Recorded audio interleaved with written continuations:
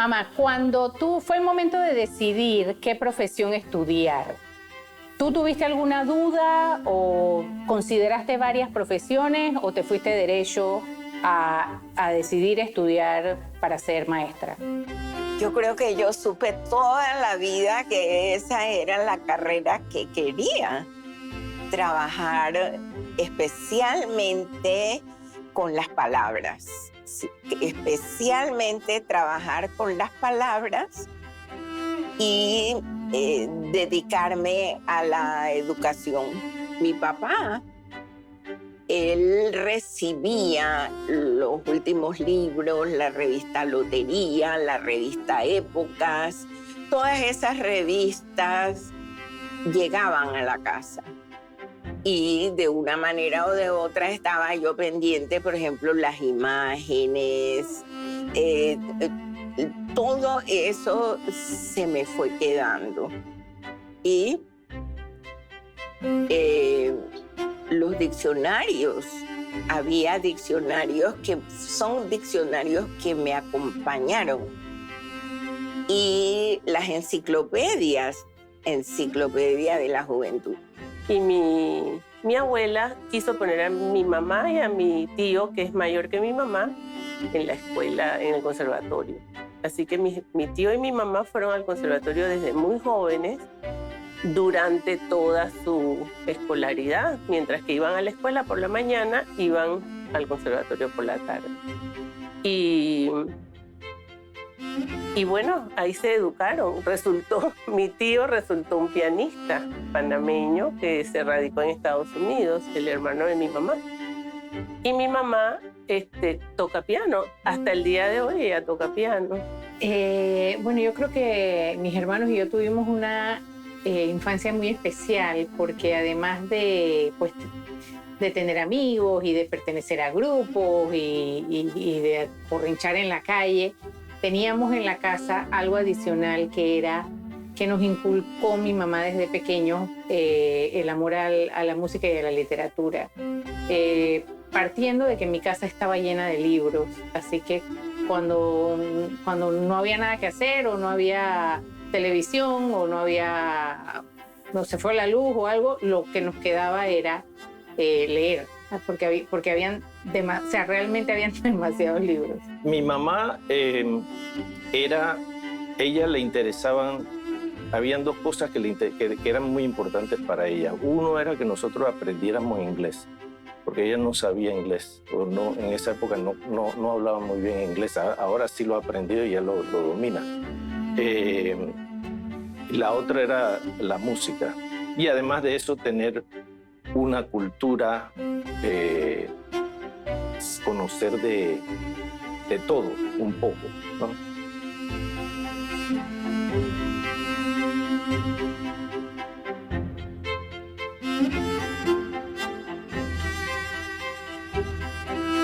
Mi mamá quería, mira lo que soñaba mi mamá, que yo trabajara como trabajar en un avión, ayudar en el avión. Azafata. Azafata, sí. Trabajar como azafata, trabajar en un banco. Ella me veía, eso era como lo máximo para las mujeres de la época. Muy bien trajeada, elegante, arreglada, trabajando en un banco. Eso era lo que ella soñaba para mí. Y yo me veía a mí misma en un salón de clases jugando con los niños. Cuando yo era niña, no había esa división que hay ahora de cosas para niños, cosas para jóvenes y cosas para adultos. Había literatura infantil, pero como yo empecé a leer tan chiquita, la literatura infantil en general me parecía boba, tonta. Entonces, mi mamá me dejaba leer y ir al cine con ella. Por ejemplo, fuimos muchas veces al cine universitario a ver, no sé, la Semana del Cine Noruego, que eran películas difíciles o películas fuertes. Yo era su compañera porque mis hermanos son mucho más grandes que yo, así que yo me iba con ella y veíamos lo que veíamos. Y cuando salíamos, lo discutíamos, lo hablamos, ay, oye, esta película, tal cosa, qué cosa. Pero el tema realmente es este. Ella me guiaba, yo le daba mi opinión y tal, igual con los libros. Recuerdo particularmente haber leído La Casa de las Sirenas Pálidas de Enrique Chuez, literatura panameña, que es una novela maravillosa sobre un prostíbulo. Eso lo leí chica, realmente niña. Y bueno, eso, no sé, esas son las cosas que lo forjan a uno, ¿me explico?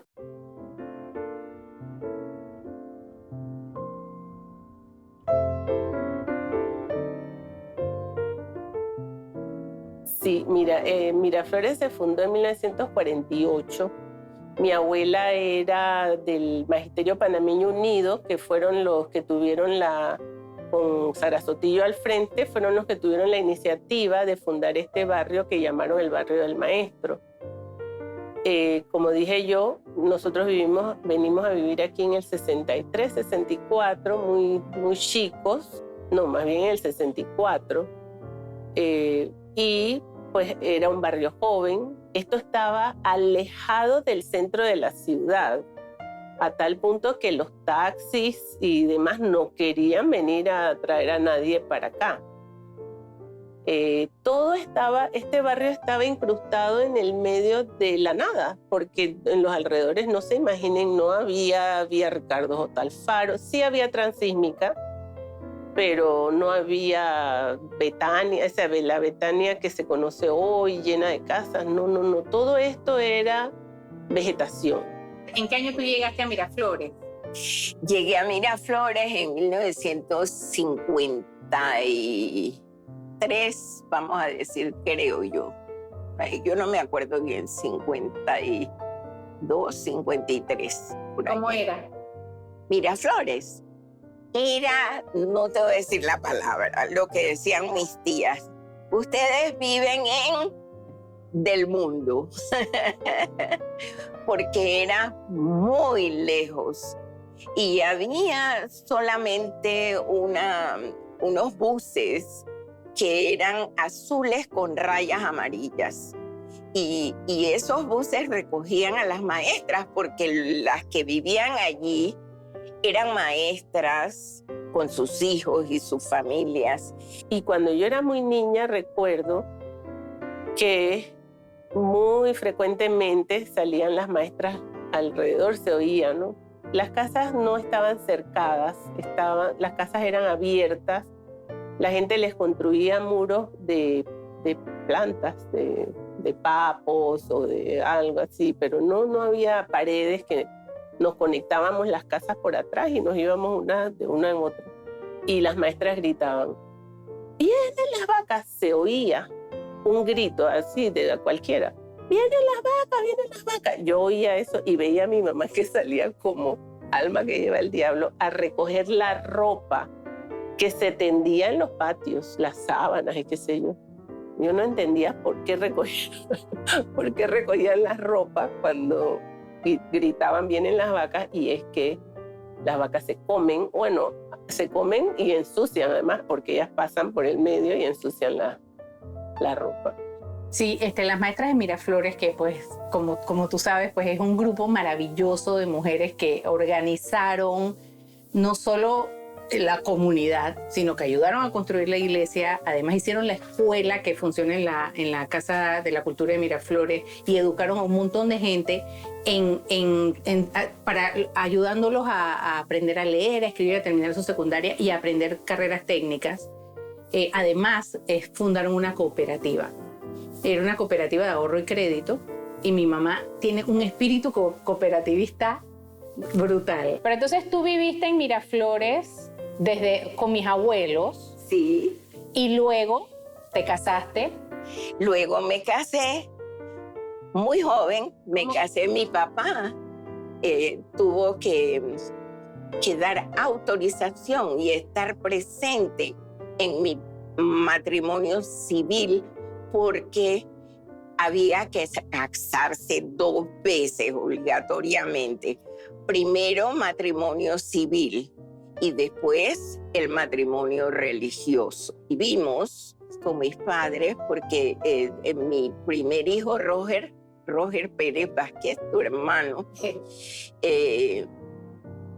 él nació cuando todavía estábamos viviendo en Miraflores y esa fue la luz y la alegría de esos abuelos allí en Miraflores. Cuando él tenía ya como año y medio, entonces ya decidimos buscar un apartamento en Panamá. En Panamá, mira que es que hablábamos así, voy para Panamá. Ir a Panamá era ir a la central, ¿sí? Y decimos el centro. Y el centro era la avenida Central. Panamá era chiquitito, era mínimo, se podía caminar en una tarde que no hubiera mucho sol. ¿Y allá en Panamá vivías a dónde? Al lado de la presidencia. Fui a parar a la presidencia de la República.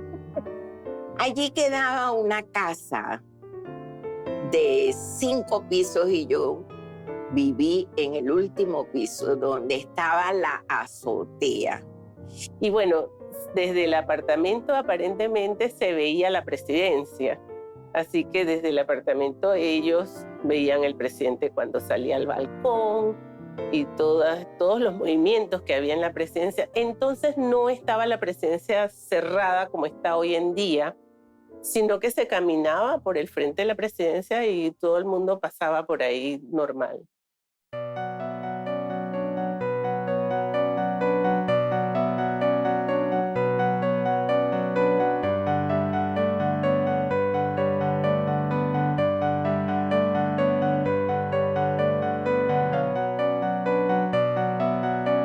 Pero el 9 de enero mi papá siempre nos contaba que mi mamá, de pronto oyendo las noticias y viendo lo que estaba pasando, y ella se fue sintiendo muy preocupada por lo que estaba pasando y de pronto ella quería salir e ir para allá. Yo no sé para allá dónde era, yo creo que ella tampoco sabía para dónde exactamente ir. Yo estaba vinculada ya a la educación y yo sabía bien quiénes eran los estudiantes y cuáles eran sus propósitos. Y cuando me dijeron, es decir, las noticias, en la tarde, ya después a la 1 de la tarde, comenzaron a sonar noticias de lo que pasaba en la avenida que hoy es de los Mártires y que entonces era la avenida 4 de Julio. Cuando escuché las noticias, yo quería ir allá, yo estaba dispuesta a vestirme y arreglarme e ir para allá, también a protestar. Mis primeros años trabajé como profesora de música, porque ahora recapacito y pienso que yo hice 2 carreras. Y una carrera la hice mientras estaba en la escuela secundaria y primaria, se puede decir, que fue la carrera de música, aprendiendo a tocar instrumento, piano, también toqué, no recuerdo, pero por lo menos tengo una visión de qué es lo que hace el que toca un violonchelo, por ejemplo, ¿no? Fui profesora de música en el Instituto Bolívar, que nació, vamos a decir así, en el edificio donde había estado La Salle y había estado, ese era un edificio bellísimo que hoy, adivina qué es, el Ministerio de Relaciones Exteriores. Ella nos enseñó a nosotros desde chicos a trabajar sin parar. Y para mí, por ejemplo, yo quisiera trabajar más de lo que trabajo, pero pues me aguanto para poder estar en la casa y poder estar con mis hijos y poder estar con mi esposo. Pero por mí, yo estuviera como ella, trabajando las 24 horas del día, porque eso fue lo que ella me enseñó. Mis primeras memorias mi mamá todavía estaba en la universidad. Ella me llevaba a la clase. Yo estaba prácticamente de brazos, de pañales. Y ella me llevaba y yo estaba ahí en la clase con ella. O sea que ella, no importara cuál fuera la situación, pero ella iba a hacer su trabajo.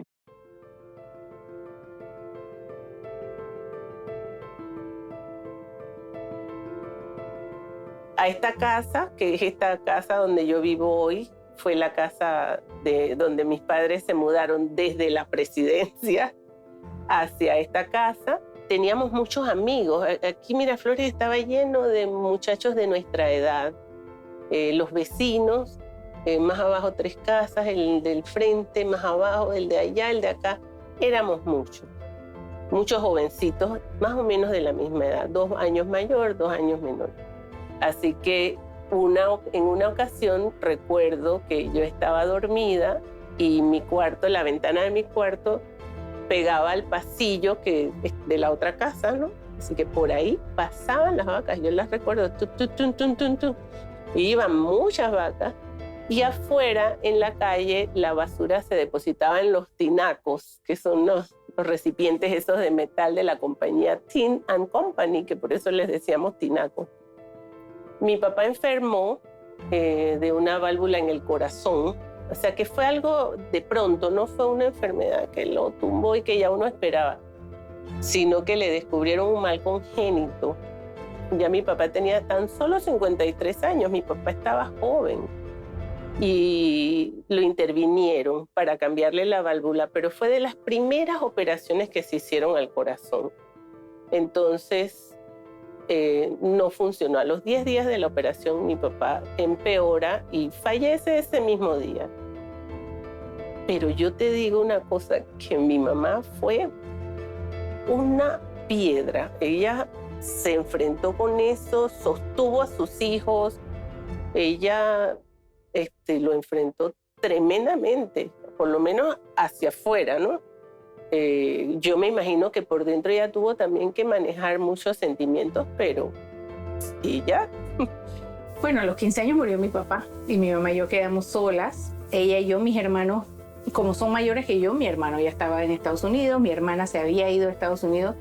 Así que a partir de ese momento fuimos mi mamá y yo juntas contra el mundo, ella y yo. O sea, la manera en la que vivíamos la vida o la energía que había en la casa cambió porque mi papá ya no estaba. Sí, ese fue un periodo bastante difícil porque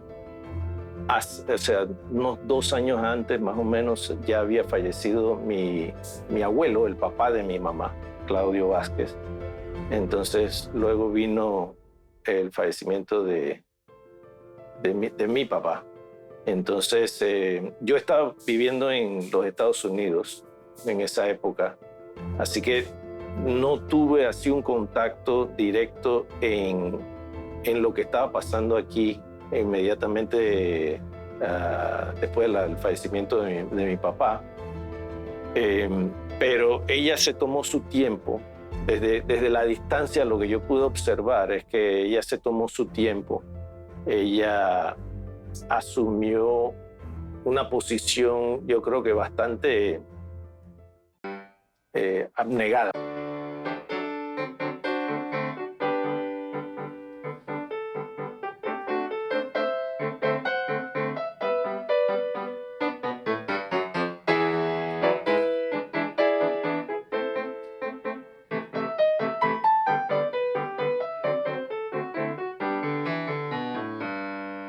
Solo la palabra amistad ya trae a mi memoria muchísimos recuerdos. Despierta el recuerdo de mis padres que amaban los pasillos. Claro, era la música de su época. Y yo me aprendí los pasillos de Galimani simplemente para darles el gusto a ellos de escucharlos aquí en la casa. Y yo lo tocaba en el piano para la alegría de todos ellos.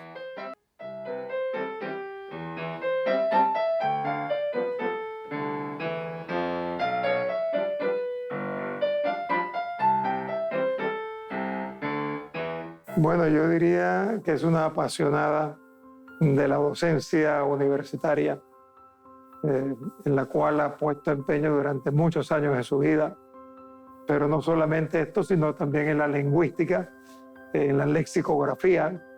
Es una persona que domina el idioma y luego ha hecho contribuciones notables. Recuerdo su discurso de ingreso en la academia, el canal en la novela panameña. Él sí estaba ya, creo yo, pensando en cómo iba a ir haciendo para que quedaran mujeres en la academia, porque él sí era casi que una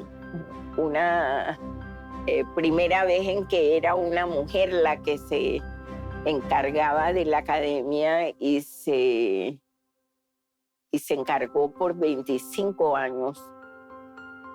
De modo que ella nos propuso como académicos correspondientes. Y si usted me preguntara la obra que yo más quiero de las muchas que ha redactado Margarita, que ha construido Margarita, diría que su mayor contribución es el diccionario del español en Panamá. Al entrar a la academia, al poco tiempo, él sí me propuso que fuera a España en una beca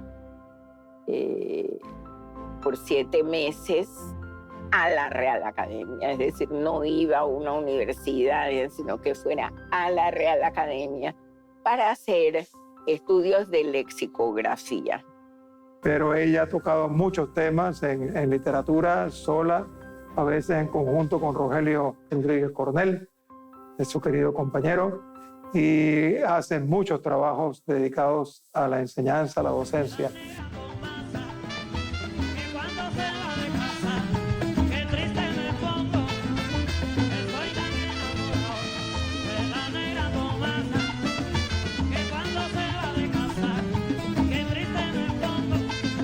En septiembre de 1994, yo fui contratado por la Universidad de Panamá para impartir un curso de literatura latinoamericana en una maestría que tenían en ese momento. Y Margarita fue una de mis estudiantes, una de las más inteligentes estudiantes del grupo. Y además yo estaba viviendo en la casa de un amigo de Carlos Crespo, que me brindó generosamente su casa para vivir, no tuviera que gastar en hotel y tal. Y vivíamos relativamente cerca. Entonces todos los días Margarita se ofreció muy generosamente a llevarme y traerme de donde vivíamos a la universidad. Allí, por supuesto, empezamos a tener una relación de amistad, de intercambio. Y ella tenía una formación en gramática, como lingüista, y también una formación literaria. Y ya en enero del 95 éramos pareja. O sea, ya en enero del 95 teníamos realmente una relación amorosa que ha durado hasta hoy. Dentro de esa relación amorosa no se cree que nos pasamos todo el tiempo hablando de literatura. Por supuesto que no. Hablamos mucho de literatura, nos confiamos todo lo que queramos, todo lo que escribimos. Mi primera lectora, mi primera crítica es Margarita.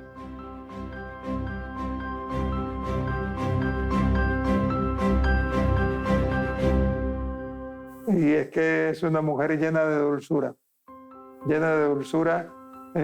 por su tono de voz, por la manera en que se emplea cuando ella habla, cuando ella conversa, y luego que crea una ilusión de hacer cosas. Margarita nada le parece difícil. Y si hablamos de un plan, y si hablamos de una conferencia, y si hablamos de un seminario, ella todo lo ve con una facilidad, con ojos de optimismo, porque es una mujer muy optimista. Digamos que una vida profesional se ha unido a la vida de pareja, a la vida de amistad, a la vida familiar. Y Margarita para mí representa realmente mi asidero en este mundo. Una amiga, muchos años atrás, cuando empezaba esta relación, me dijo: ve acá, Rogelio, ¿y realmente tú estás enamorado de Margarita? Yo por primera vez me lo planteé de esa manera. Y llegué a la siguiente conclusión y se lo dije. Pero mira, yo no sé si estoy enamorado yo. Yo lo que sí quiero es pasar el resto de mi vida al lado de Margarita. Y en esta época, con la ayuda de todos los medios que tienen ustedes, los jóvenes, y los viejos también, porque también los viejos estamos entrando a este campo en el que tenemos a la mano, pero cantidad de plataformas maravillosas en las que podemos consultar los libros, las tesis, el trabajo, todo eso es trabajo de muchísima gente que pusieron el hombro para guardar nuestro espíritu y nuestro modo de ser, el modo de ser del panameño.